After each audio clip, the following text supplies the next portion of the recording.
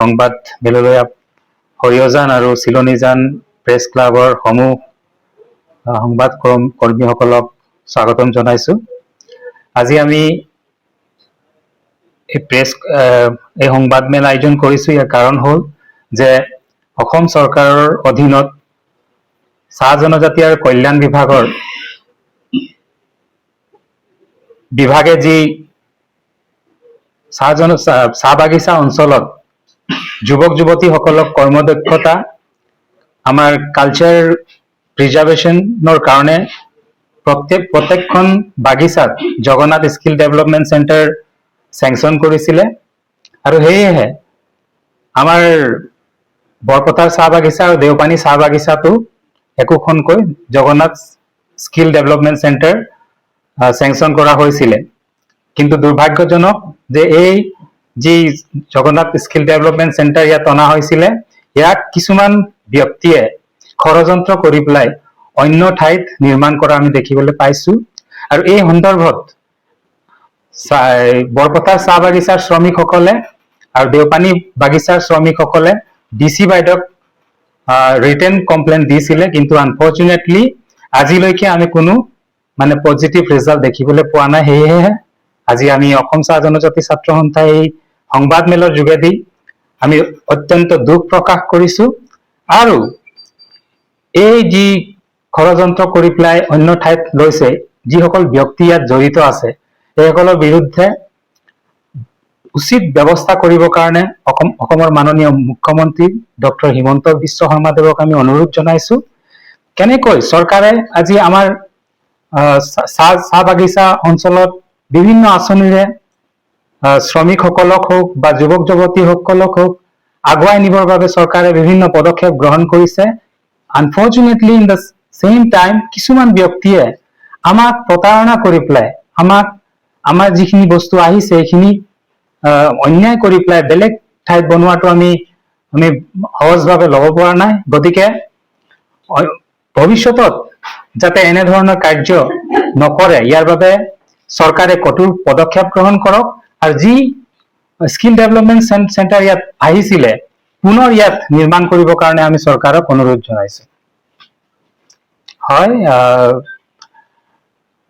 এই সন্দৰ্ভত কাৰ্বি আংলং জিলাৰ DC বাইদেউক ৰিটেন কমপ্লেইন দিয়া হৈছিলে, কিন্তু তাৰ পিছৰ সময়ছোৱাত আমি কোনো পজিটিভ ৰেছপন্স আমি দেখিবলৈ নাপালো বা কোনো ৰিজাল্ট আমি নাপালো।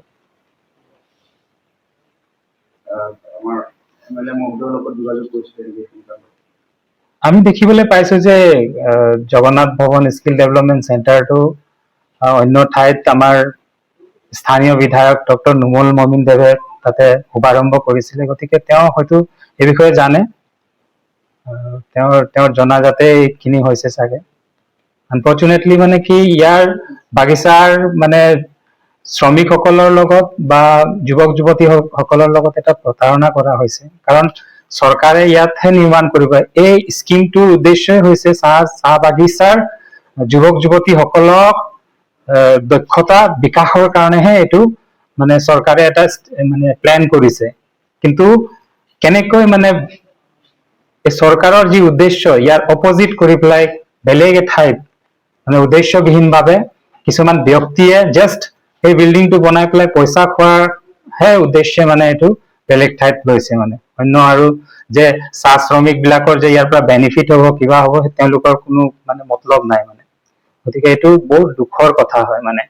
আজিৰ তাৰিখত অসমত আমাৰ জাতিটোক, আমাৰ চাহ জনগোষ্ঠী বা আদিবাসীসকলক আগুৱাই ল'বৰ বাবে চৰকাৰে বিভিন্ন ধৰণৰ আঁচনিবিলাক গ্ৰহণ কৰিছে। সেই সময়ত এটা স্কিল ডেভেলপমেণ্ট চেণ্টাৰ অহা যিটো আমাৰ অনুষ্ঠান আহিছে, সেই অনুষ্ঠানক অন্য ঠাইত বনোৱাটো কিন্তু অত্যন্ত দুৰ্ভাগ্যজনক কথা হয়। আমি গম পাইছিলো যে আমাৰ বাগানত আহিছিলে, কিন্তু এতিয়া আমাৰ চাহ জনগোষ্ঠীৰ ছাত্ৰ সন্থাই যি এতিয়া কৈ গ'ল এইটো ঠিকেই। আমাক কোনোবা ঠগ বাজ কৰি বা কিবা পইচাৰ কাৰণে লৈ গ'ল বস্তুটো। আমাৰ ঘৰৰ বস্তু আহিছিলে কিন্তু আমি পোৱা নাই।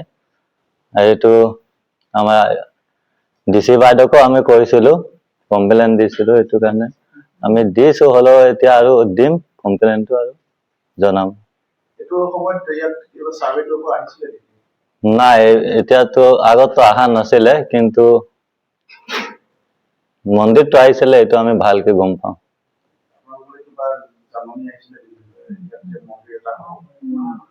এইটো কিবা আমি কাগজ পাইছিলো, আমাৰ বৰপথাৰৰ চাহ বাগিচাৰ নামো আহিছিলে, বাজেটো আহিছিলে, কিমান বাজেটৰ হয় এইটো আমি পুৰা ফুল গম পাওঁ যে ইয়াত মন্দিৰ আহিছিল।